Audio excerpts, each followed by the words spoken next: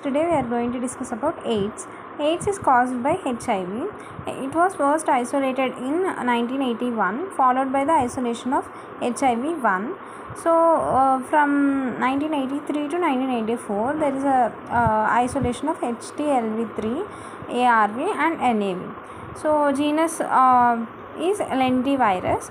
So here we will see first what we are going to discuss about is genetic material. Genetic material of HIV virus is RNA. RNA means two segments of single stranded RNA will be present. This RNA will undergo means in this RNA two molecules of reverse transcriptase enzyme will be present. So through reverse transcriptase enzyme, it undergoes reverse transcription to form the DNA. From DNA again in the host so DNA will be formed through integrase. It will go and integrate with the host DNA, and again from that transcription undergo and RNA will be forming.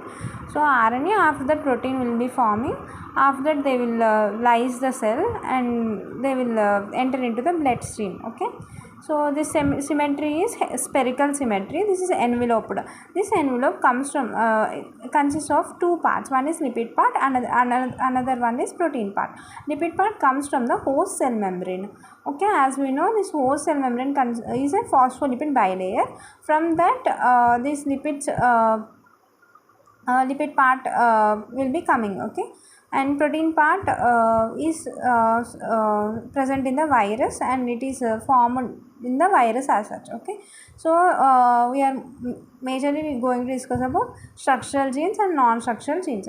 Structural genes will be helping in forming capsid and everything, nucleic acid like that, except regulatory part. Okay, these structural genes are three. They are GAG, POL and NV gene. NV means they are present in the envelope. These are GP. These codes for GP 160 and 120. Whereas POL gene codes for P31. GAG genes code for matrix protein. Whereas non-structural one are TAT, REV. TAT means some transcription, and NEF means negative factor. Okay. REV factor, viral factor, VPR and VPU.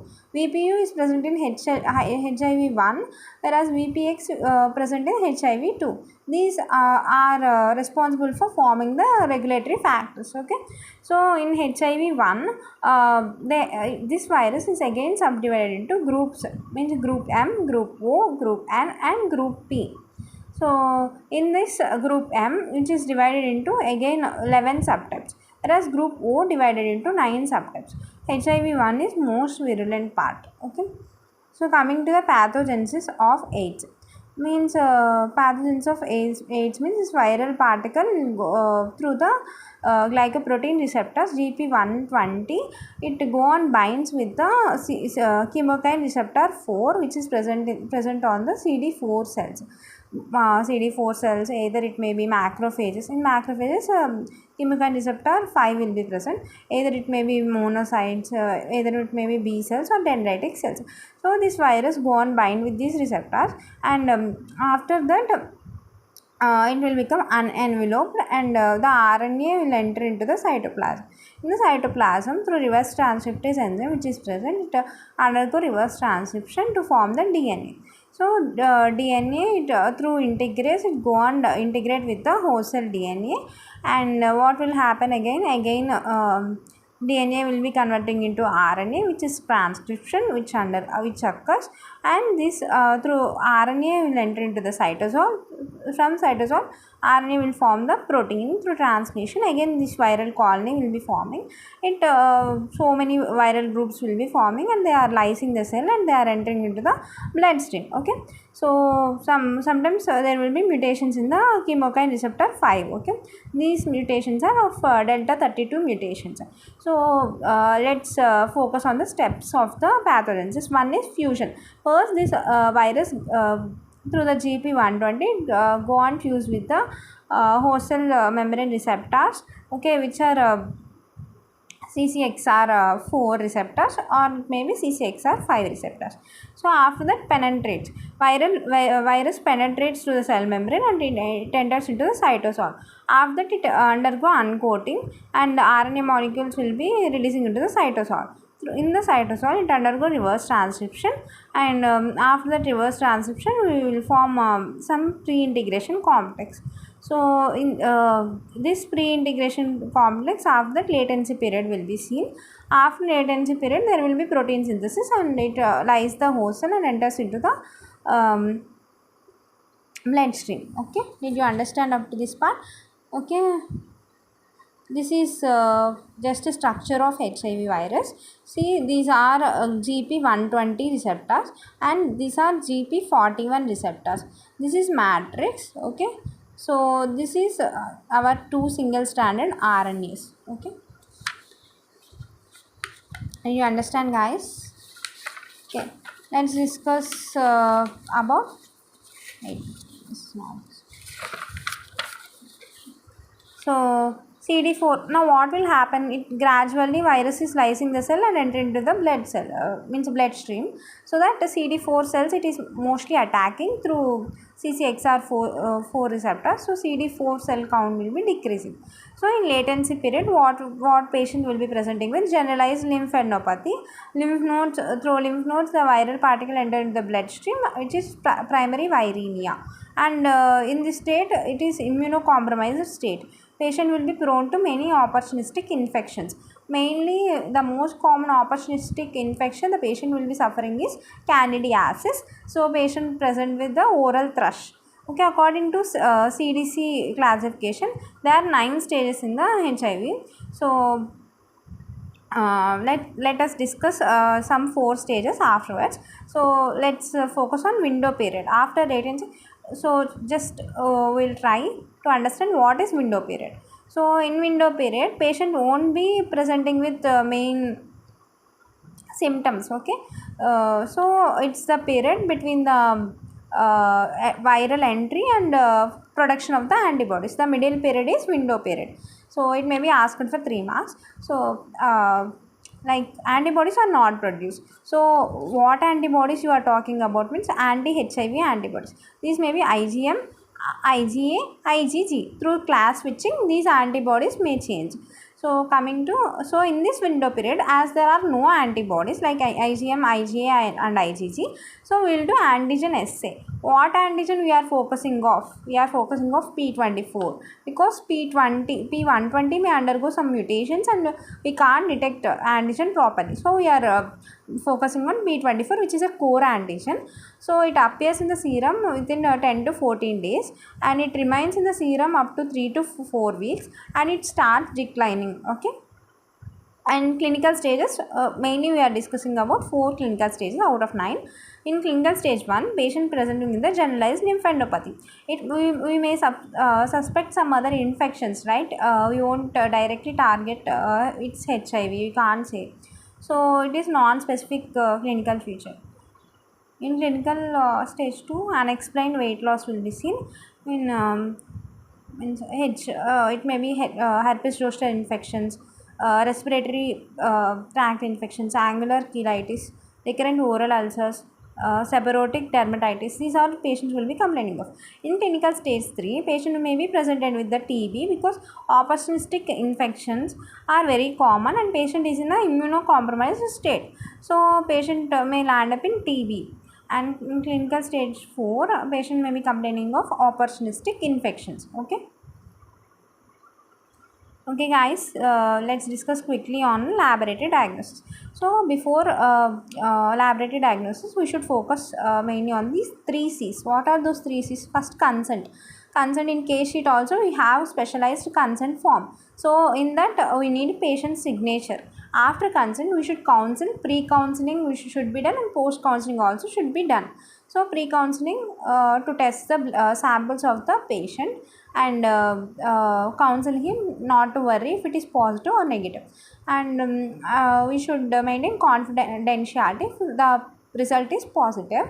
So we should not announce to anyone that he is HIV positive. As in case sheets also they will just in the first place they will write as Z positive to maintain confidentiality. So coming to serology, mainly serology is a gold standard test. In that antibody detection will be there and antigen detection will be there. In antigen detection, what antigens we are focusing of? In HIV 1, there are specific antigens like P24, P120, GP 160 and GP41. In HIV 2, there is specific antigen means specific antigen detection GP36. Okay, so ELISA should be done. Result will be within 3 hours. But ELISA advantage is many samples, nearly 96 samples can be tested at one time. Okay, rapid test you should do individually, but result is very quick, which is within half an hour. Okay, so nice. Coming to conformational tests, conformational tests will be confirmation test will be P24 antigen detection, viral culture by co-cultivation technique, HIV RNA detection by using RT-PCR, branched DNA assay, NASBA and RT-PCR viral route to know how much virus which is entering into the bloodstream. So in HIV DNA detection in case of pediatric HIV. These are the confirmatory tests. So coming to supplement test for antibody detection, we have Western blot assay. If two enveloped bands are present within representing the P24 means P24 antigen ki against antibodies. Okay, then it will be positive. Immunofluorescence assay we will do, line immunoassay we will do, and RIPA means rapid immunoprecipitation assay. So we have other tests like tri-dot test, tri-line test and comb test. ELISA, which is third generation test, as I said before, 96 samples in one plate, but it takes 3 hours. So algorithms for diagnosis in one, transfusion or transplant safety. So we will do HIV testing for knowing safe whether this transplant is safe or not. Other one is surveillance, whether that particular area is prone to HIV or not. So how many patients are there HIV positive or not. So in this surveillance you won't need to take the consent of the patient. Okay, this is 2A stage. And 2B stage, diagnosis, means symptomatic patients for knowing whether he is positive or negative. We will do means we will consider the patient in the 2B stage. And 3 will be diagnosis in asymptomatic patients and antenatal screening. Those category will come under third category. Okay guys, so did you understand? We are dividing them into categories. One is transplant or transfusion safety, and like that we had.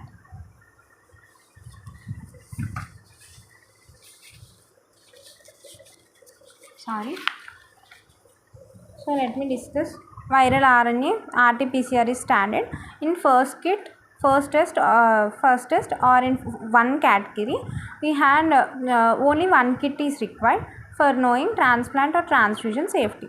If that first one is positive, consider positive. If the first one is negative, then consider negative. Then 2A category, surveillance. UAT means unlinked anonymous test. For this, 2 kits are, as 2A, 2 kits are required. If first one is positive, first test is positive, then we have to go for second test. If the second test is also positive, then we have to report positive. Second test is negative, report negative. Okay. In 2B, first we need 2 or 3 kits. If the first kit is positive, go for second, and second is also positive, then report positive. If second is negative, we have to proceed further for third test, third kit, and we'll again, if third kit also positive, then indeterminate. Okay, we'll inform this to ICTC. for further information. In group 3 category, 3 kits are required. If A1 is positive, we will go for A2. If A1 is negative, consider negative A2. So after, if A1 is positive, we will go for A2. If A1 A2 are positive, we will go for A3. If A1 A2 A3 are positive, then consider positive. If A1 positive, A2 negative, then A3.